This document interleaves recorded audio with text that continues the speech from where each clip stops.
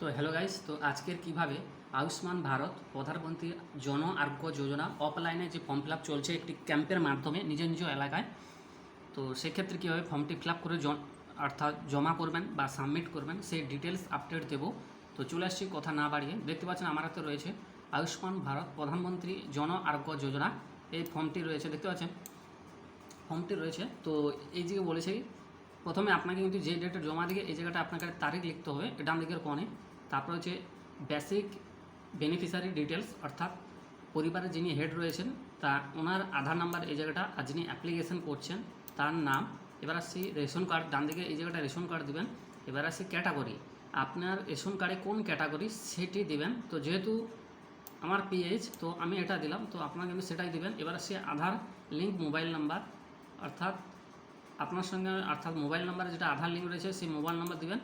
পরবর্তী পর্যায়ে gender mail এবং ফিমেল আদার্স, আপনি যে ক্যাটাগরি অর্থাৎ ছেলে হলে মেল, ফিমেল হলে মহিলা এবং আদার্স যেটিও সিলেক্ট করবেন। ঠিক আছে, মেল সিলেক্ট করলাম। এবার আসছে ডান দিকে লিখবেন ডেট অফ বার্থ, অর্থাৎ জন্ম তারিখ এই জায়গাটা লিখবেন। ঠিক পরবর্তী পর্যায়ে এগিয়ে যাবেন, full address, house number, street এবং ভিলেজ ওয়ার্ড। আপনার যে অ্যাড্রেসটি রয়েছেন আধার কার্ডে বেসিক্যালি সেইটুকুটাই লিখবেন, নচেত নয়। আধার নাম্বার যে অ্যাড্রেস রয়েছে সেটি লিখবেন। তারপর লিখবেন ডিস্ট্রিক্ট নাম্বার, তারপর লিখবেন ব্লক, গ্রাম পঞ্চায়েতের নাম, ওয়ার্ড এবং ফ্যামিলি হেড নেম। আবারও ফ্যামিলি হেড নেম লিখবেন। টোটাল ফ্যামিলি মেম্বার, অর্থাৎ আপনার যদি 6 জন হয় পরিবারে সেক্ষেত্রে 6 লিখবেন, 2 হলে 2 অথবা 1 হলে 1। এবার আসছে প্যান কার্ড নাম্বার, যিনি ফর্ম ফিল আপ করছেন তার প্যান কার্ড ডিটেলস লাগবেন।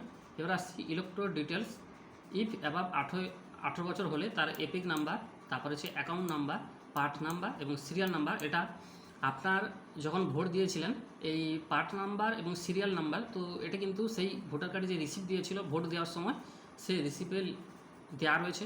আর যদি এই পার্ট নাম্বার বা সিরিয়াল নাম্বার না পান সেক্ষেত্রে আপনার যে এলাকা সেটা ভোটার কার্ড ডাউনলোড করলে উপরে দেখতে পাবে পার্ট নাম্বার এবং সিরিয়াল নাম্বার। এটি আপনার এলাকায় যিনি শিক্ষিত রয়েছেন তার কাছ থেকে একটু জেনে নেবেন পার্ট নাম্বার এবং সিরিয়াল নাম্বার। যেহেতু আমার পার্ট নাম্বার 209 এবং সিরিয়াল নাম্বার 115, সেহেতু আমি এটা লিখব। তো আপনারা যেটা, এটা কিন্তু ভিন্ন লোকের ভিন্ন হবে।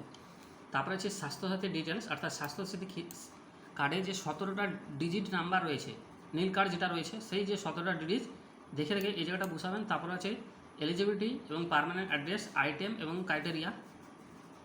ঠিক আছে, এই জায়গাটা বুঝবেন। এবং অ্যাডাল্ট মেম্বার ক্ষেত্রে বিটুইন এজ 16 থেকে 59। ফর রুলারের ক্ষেত্রে এটা নিয়ম, ইয়েস হলে ইয়েস, নো হলে নো। এটা কিন্তু আগে যাবেন, আমি নো করলাম। ঠিক আছে,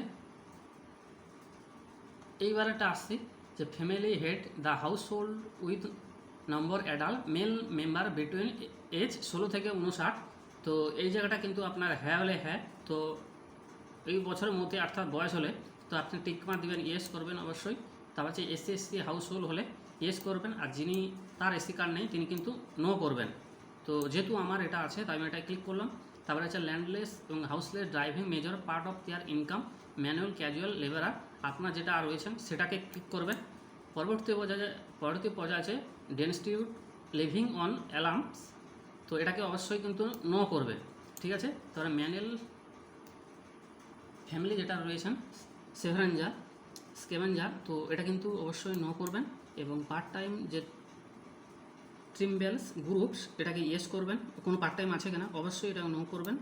তারপরে হচ্ছে লিগালি রিলিজ বাউন্ডার লেবারার, অর্থাৎ এটা কিন্তু ইয়েস করবেন। এবার হচ্ছে আইটেম ক্রাইটেরিয়া, আপনি যদি ভিক্ষুক হয় বা পিকার হয় অথবা ডোমেস্টিক ওয়ার হয়, আদার্স সার্ভিস প্রোভাইডার ওয়ার্কার হয়, সেক্ষেত্রে এখানে সবগুলো কিন্তু ইয়েস করে এগিয়ে যাবেন। আপনার ক্ষেত্রে যেটি প্রযোজ্য সেটা কিন্তু এগিয়ে যাবেন। ট্রান্সপোর্ট ওয়ার্কার হলে, ড্রাইভার হলে এবং কন্ডাক্টর হলে, হেল্পার, ড্রাইভার, কন্ডাক্টর যেটি সেটা কিন্তু এগিয়ে যাবেন। তো ঠিক আছে, তো আমার ক্ষেত্রে যেটা সেটা আমি তো টিকমার্ক দিয়েছি। তো আপনি কিন্তু আপনারটা দেখে টিকমার্ক দেবেন। তো ইলেকট্রিশিয়ান যিনি কাজ করেন অথবা মেকানিক অথবা অ্যাসেম্বলি রিপেয়ার ওয়ার্কার, তো তিনি কিন্তু এই জায়গাটা ইয়েস করবেন। ঠিক আছে, এবার আছে ওয়াশারম্যান বা চৌকিদার যিনি কাজ করেন, ইয়েস হলে ইয়েস, নো হলে নো। ঠিক আছে, তো এইভাবে এগিয়ে যাবেন। এবার আছে আইটেম ক্রাইটেরিয়া, এজ হচ্ছে 70 বছর বয়স যদি হয় ইয়েস করবেন, নো হলে নো, তার কম হলে। এবার আছে none of my family member Ayushman Bharat, কতজন সদস্য সুবিধা নিতে চাইছো, ইয়েস হলে ইয়েস, নো হলে নো। তো অবশ্যই ইয়েস করবেন। পরবর্তী পর্যায়ে এখানে আছে item criteria, exclusion criteria check, family income 18 lakh per year, এটা অবশ্যই নো করবেন। পরবর্তী পর্যায়ে এনি মেম্বার অফ অর্থাৎ ফ্যামিলি পেইং ইনকাম ট্যাক্স, অবশ্যই নো করবেন। Found of SDD list of SIR BLA 2026 full, অবশ্যই নো করবেন। Pending under SI applicate terminal, এটা অবশ্যই নো করবেন। আচ্ছা, পেন্ডিং সি অ্যাপ্লিকেশান, অবশ্যই নো করবেন।